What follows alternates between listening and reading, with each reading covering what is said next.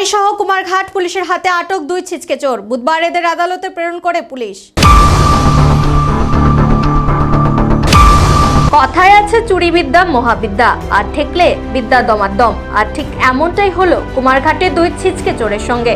বলেরো গাড়ি চুরি করে পুলিশের হাতে ধরা পড়ে এবারে তস্করদের ঠাঁই একেবারে প্রভুরামপুরে। উল্লেখ্য, গত 7 ডিসেম্বর ঊনকোটি জেলার কুমারঘাট থানাধীন এসি কমপ্লেক্সের শরৎ সরণি এলাকা থেকে TR 02E1928 নম্বরের একটি বলেরো পিকআপ গাড়ি চুরি করে পালিয়ে যায় চোরেরা। সঙ্গে সঙ্গেই গাড়ির মালিক এ নিয়ে লিখিত অভিযোগ দায়ের করেন কুমারঘাট থানায়। অভিযোগ পেয়ে গাড়ির খোঁজে ময়দানে নামে পুলিশ। পরে কৈলাসহর থানার সহযোগিতায় মঙ্গলবার কৈলাসহরের দুর্গানগর এলাকা থেকে চুরি যাওয়া গাড়ি সমেত কুমারঘাটের রতিয়াবাড়ি এলাকার রাহুল দেব এবং সারদাপল্লী এলাকার লক্ষণ দেব নামে দুই চোরকে পাকড়াও করে কুমারঘাট থানার পুলিশ। কুমারঘাট থানার ওসি সঞ্জয় দাস জানিয়েছেন, এই বিষয়ে ধৃতদের টানা জিজ্ঞাসাবাদ চালিয়ে এর পেছনে আরো কেউ জড়িত রয়েছে কিনা সেই তথ্য জানার চেষ্টা করছে পুলিশ। বুধবার রিমান্ড চেয়ে ধৃতদের আদালতে পাঠানো হবে বলে জানান ওসি। সেই সঙ্গে এলাকায় বৃদ্ধি পাওয়া বাইক চুরির ঘটনা রোধেও পুলিশ তৎপর হয়েছে বলে জানান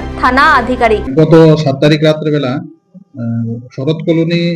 শরৎ সরণি এসি কমপ্লেক্স, ওখানে একটা মহিলা যা গাড়ির number TR 02E1928 Bolero maxi truck, এটা সকালবেলা দেখে ওনার গ্যারেজে নেই।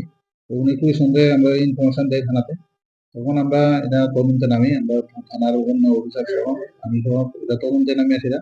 কালকে একটা বিশেষ সূত্রের মাধ্যমে খবর পাই যে এই আমরা এই কুমারঘাট থানার এলাকার ওই রতিয়াবাড়ি রাহুল দেব এবং সাদিয়াবাড়ি লক্ষণ দেবনাথ, এই দুজন লোক ওই গাড়িটা নিয়ে কৈলাসহর এরিয়াতে আছে।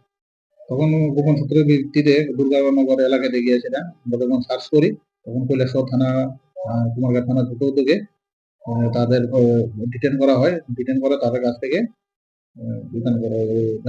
চুরি হওয়া গাড়িটি উদ্ধার হয়। আমরা একটা স্পেসিফিক কেস নিই, এই কেস মূলত তারা দুজনকে কোর্টে ফরওয়ার্ড করা হয়। তারা জিজ্ঞাসাবাদে যতটুকু জানা গেছে, তারা দুজনেই এই গাড়িটা এখান থেকে চুরি করে কৈলাসহরের দিকে নিয়ে গেছে। আমরা চেষ্টা করছি, হার্টফুল চেষ্টা করছি বাইক এরা ডিটেক্ট করার জন্য, যে বাইকগুলো বা এরা প্রিভেন্ট করার জন্য।